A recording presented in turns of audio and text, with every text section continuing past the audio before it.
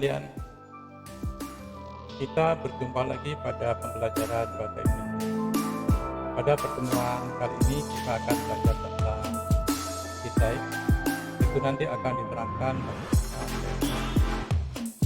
cara membuat esai dengan prosedur yang benar. Oke, mari kita saksikan pada materi berikutnya.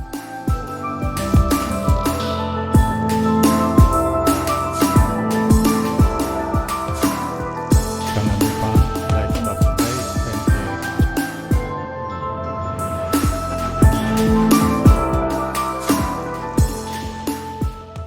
Mari kita mulai pada pembelajaran yang pertama, yaitu membandingkan kritik dan esai.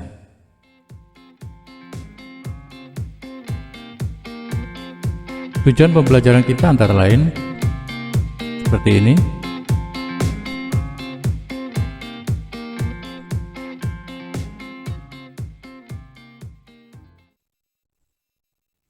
Kemudian yang berikutnya adalah uraian materi.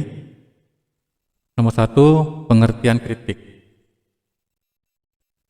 Kritik merupakan penilaian terhadap suatu karya secara seimbang, baik kelemahan maupun kelebihan.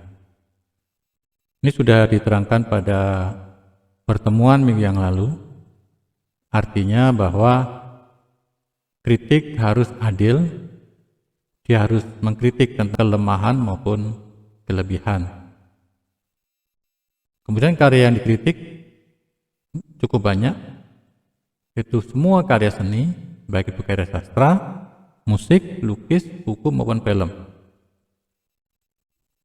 Kemudian pengertian esai, yaitu merupakan karangan berupa prosa yang membahas suatu masalah secara sepintas lalu dari sudut pandang pribadi penulisnya. Jadi esai itu adalah sebuah karangan berbentuk prosa, tulisan. Kalau kita perhatikan contoh-contoh dari esai itu adalah sebuah artikel. Kalau kita membaca artikel dalam sebuah koran, itu disebut dengan esai.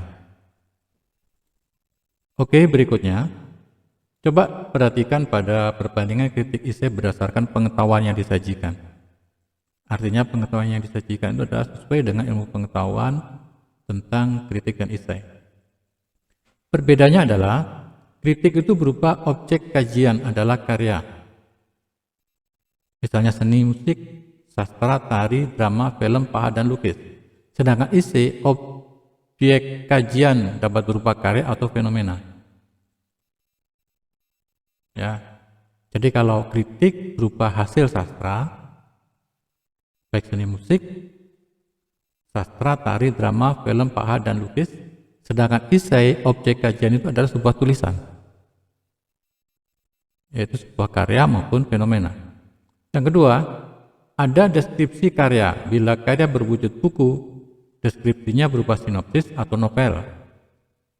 Tapi kalau esai, tidak ada ringkasan atau sinopsis karya. Dalam sebuah esai tidak ada ringkasan atau sinopsis. Kemudian yang berikutnya, dalam kritik menyajikan data objektif, sedangkan esai tidak selalu membutuhkan data. Karena esai berupa tulisan atau juga disebut dengan artikel.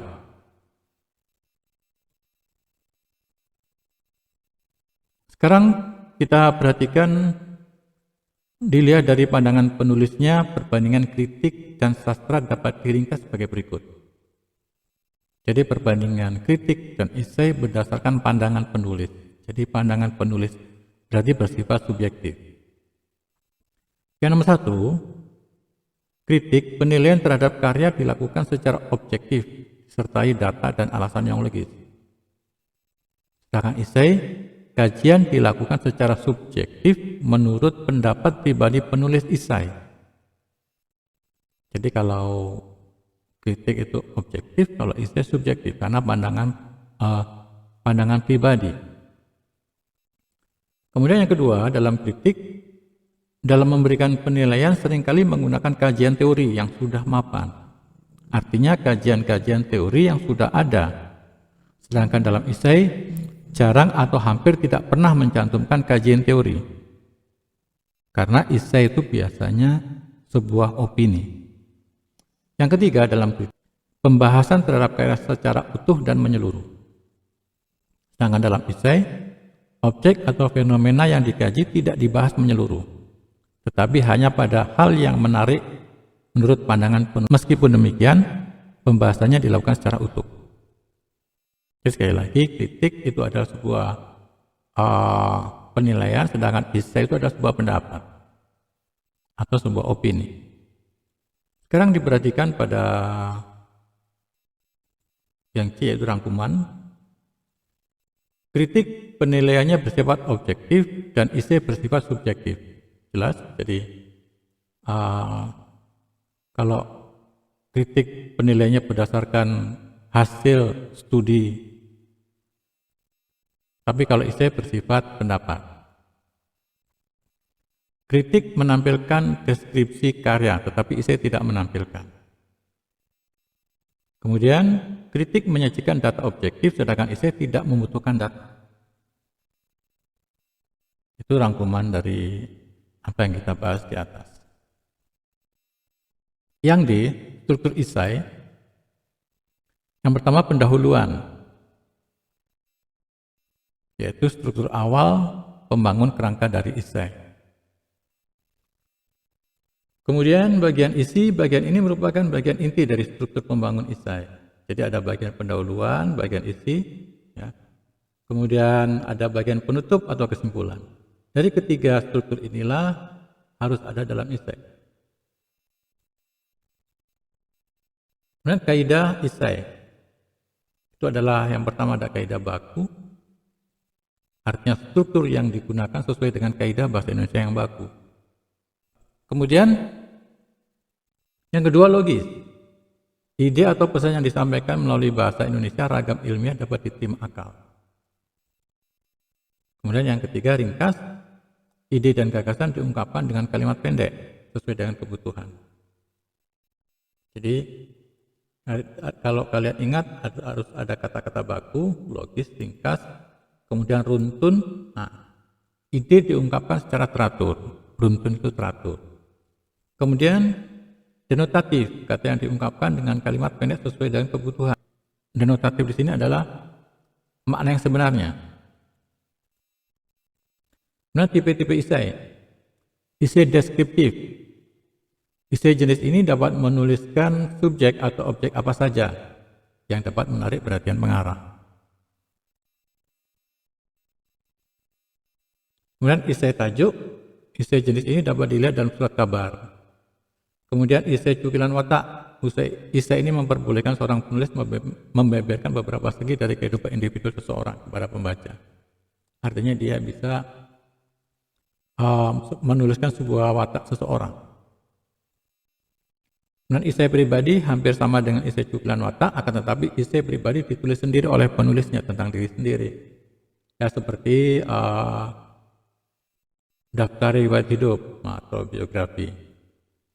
Kemudian esai reflektif yaitu esai yang ditulis secara formal dengan nada serius.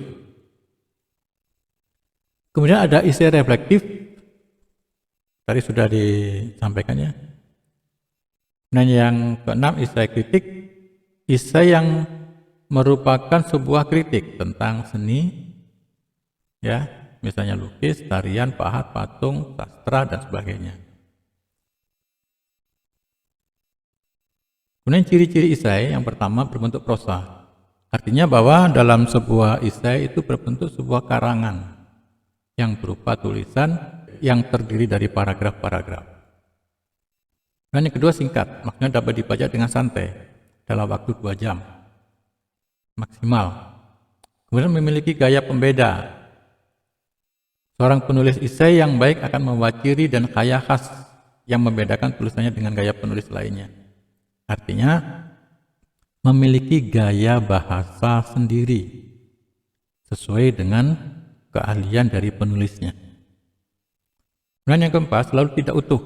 Artinya penulis memilih segi-segi yang tertentu saja, segi-segi yang dianggap penting bagi dirinya. Kemudian yang kelima, memenuhi kebutuhan penulis. Artinya bahwa esai ditulis sesuai dengan keinginan penulis. Ya.